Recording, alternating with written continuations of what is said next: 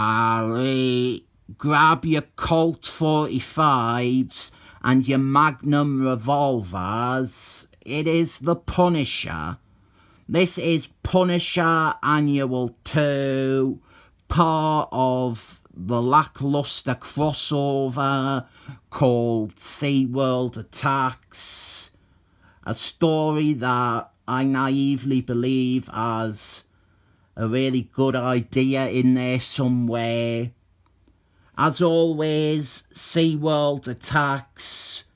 Stupid name. SeaWorld barely attacks. They have a minimal part in the wider crossover. And SeaWorld isn't even in this issue. This gives us our first meeting between Punisher and Moon Man, and these two actually have a pretty good relationship and dynamic for two characters that I didn't much care for as leading stars.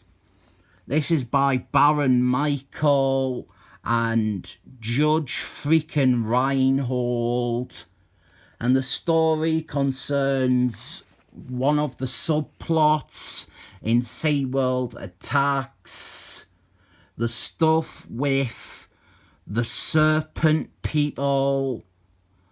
Before this one, there was the Amazing Spider-Man tie-in, which has art by Robert Liefeld. That set this up, it teased it, but the bigger and better pre-reading would be Captain America issues 341 to 344, which this is all building on. People are being transformed into serpent-men, and Moon Man sees one of these serpent people and he thinks, that's weird. So he is going to investigate what is going on. Out of the Punisher now, and he shoots up a crack den, which I always thought was a bit unfair. Just because they are druggies, it doesn't mean that they are really criminals. But the drug dealer that Punisher was looking for, he isn't there. He has apparently went to rehab like Amy Winehouse did. Didn't help her, did it? So Punisher, he begins to look into this new rehab facility that has sprung up, and it's all very hush-hush and secretive, and this leads to him and Moon Man both staking out the same walk-in clinic. And I do like how Punisher and Moon Man basically get along. Moon Man, he doesn't give a shit about Punisher killing people, and Punisher, he seems to respect Moon Man all the more for not lecturing him about killing. Like, we have this bit here where Punisher, he's a bit playful even. He asks Moon Man, how would you take this guy out? With a foot to the face is the answer. So, if you've not read the Captain America story, there was a serpent syrup that Madam Hydra used to try and transform Washington into serpent people. Well, now that serpent syrup, it is being handed out to junkies who check into this fake rehab, and they are all being transformed into serpent people. The bad guys' evil plan for the overall SeaWorld Attacks crossover. It is so complicated.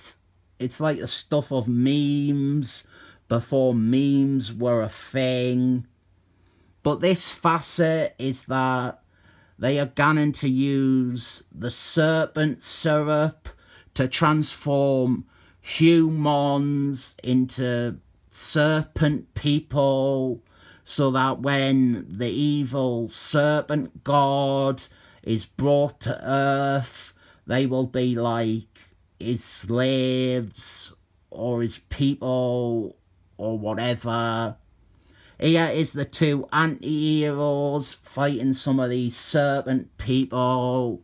And on the back of this, they decide that it is imperative to go to the Rehab's main facility. And up to this point, we have had an honestly good comic. This has been a good setup, and it feels relevant to the wider crossover. Sadly, it is not the whole serpent syrup thing. It's done with in the first act and never brought up again. But we have had a decent story here, with Punisher teaming up with Moon Man, and some fun interplay between them. We are also building on a great Marky Mark Captain America story, so extra points for that. And to make it even better, now we have Madam Hydra, one of the sexiest characters in the Marvel canon. She is the person who is running these rehabs. Sign me up, please. I didn't really want to be a serpent person, but I will happily be this subservient bloke that she keeps whipping. That is the life for me. But with Madam Hydra, her involvement in this crossover is another thing that doesn't have any real payoff. This rehab stuff, once this is over and done with, she's not relevant anymore. So Moon Man and Punisher, they attack, and the story plummets downhill here, even with Madam Hydra wrapping her legs around the Punisher's neck like Xenia Onatopp in GoldenEye. The thing is, well look, we've still got plenty of comic left. Punisher, he gets injected with the serpent syrup, and you'd think that there's a good amount of story still to come, but there's not. Little even comes from Punisher being injected. We get to see Moon Man fight some more serpent people, and then after this he confronts Punisher, and even though the cover promised a fight, we didn't get that. Moon Man, he just takes Punisher and then puts him through a train-spotting bedroom sequence to get the serpent syrup out of his system. I didn't think it works like that. I didn't think they need regular dosages or injections to stay as a serpent person. But whatever, that is the disappointing ending of a decent story they set up. And now we have a bunch of backup features that I have no interest in. None whatsoever. This first one, it is nearly 20 pages. And it bothers us so much that the main story that I was actually into, that seemed cut short, and this boring nonsense about Michael Chip and Punisher going to wherever and once again killing someone. This is given so much space. And after this, we also have Punisher's fighting techniques. And I'm going to say something divisive and controversial here. Anyone who likes this sort of thing, or the Punisher's armory pin-ups they did, where it's just like drawings of guns, they are actual morons. This is a drawing. He's not a real person. These fighting techniques didn't mean anything. They are a waste of time. They are drawn by Jimmy Lee, so that is something, but my God, who cares? Then we have some pin-ups. There is one of the Punisher, and there's one of them fighting Wolfman. And the thing I want to talk about is SeaWorld attacks some more. I didn't care about the Punisher, but I care about SeaWorld attacks. I'm such a weird fucker. This backup story here, this is Sadja of the Serpent art. All of SeaWorld attacks, they had this ongoing thing.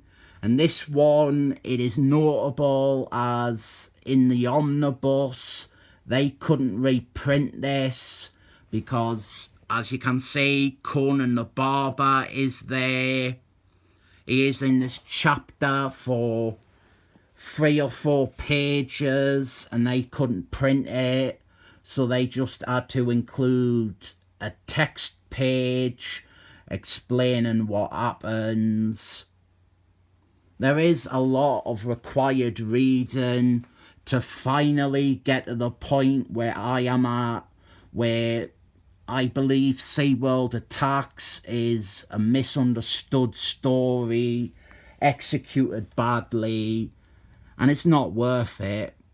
It draws in so much continuity though, and so much world building, and I wish it achieved what I think it could have achieved. It has a decent cover, as misleading as it is. This is an upsetting comic because, like the crossover in general, there is something there, but then something went wrong.